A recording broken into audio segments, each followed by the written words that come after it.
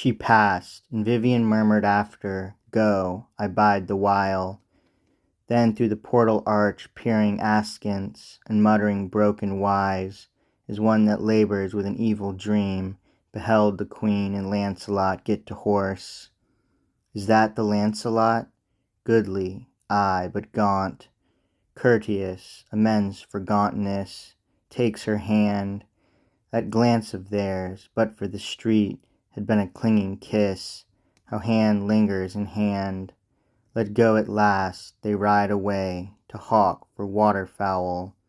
Royaler game is mine, for such a supersensual, sensual bond as that grey cricket chirped of at our hearth. Touch flax with flame, a glance will serve the liars.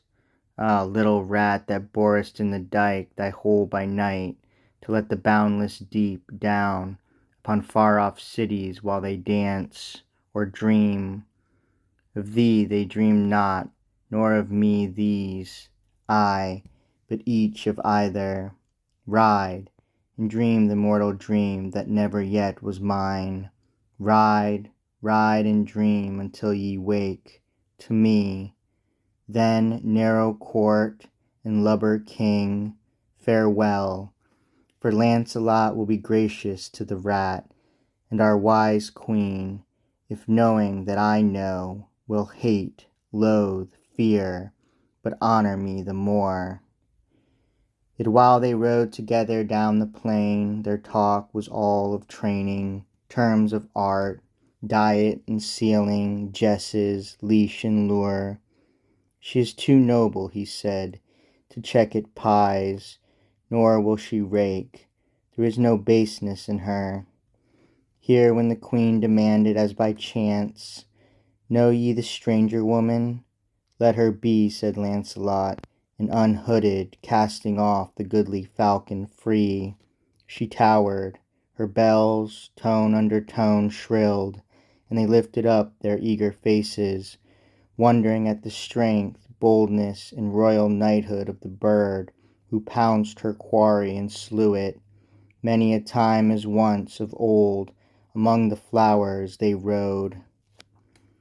But Vivien, half forgotten of the Queen, among her damsels broidering sat, heard, watched, and whispered.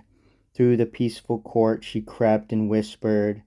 Then as Arthur in the highest leavened the world, so Vivien in the lowest, arriving at a time of golden rest, and sowing one ill hint from ear to ear, while all the heathen lay at Arthur's feet, and no quest came, but all was joust and play, leavened his hall, they heard and let her be.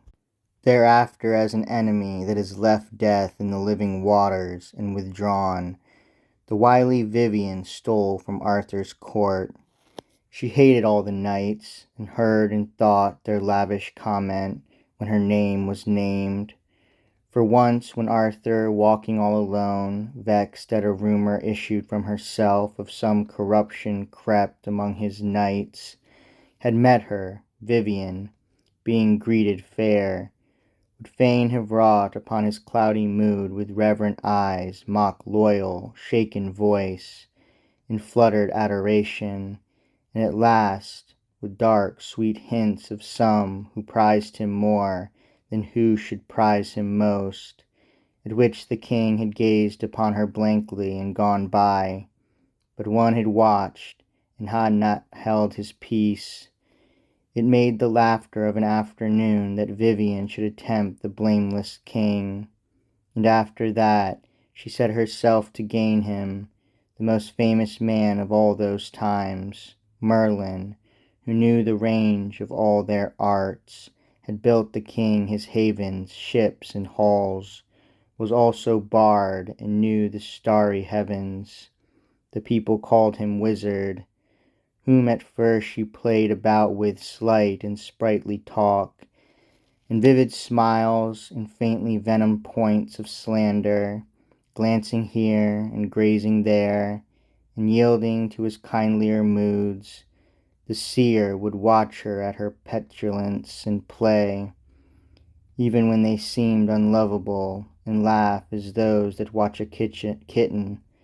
Thus he grew tolerant of what he half disdained, and she, perceiving that she was but half disdained, began to break her sports with graver fits, turn red or pale, would often when they met sigh fully, or all silent gaze upon him with such a fixed devotion, that the old man, though doubtful, felt the flattery, and at times would flatter his own wish in age for love, and half believe her true, for thus at times he wavered, but that other clung to him, fixed in her will, and so the seasons went.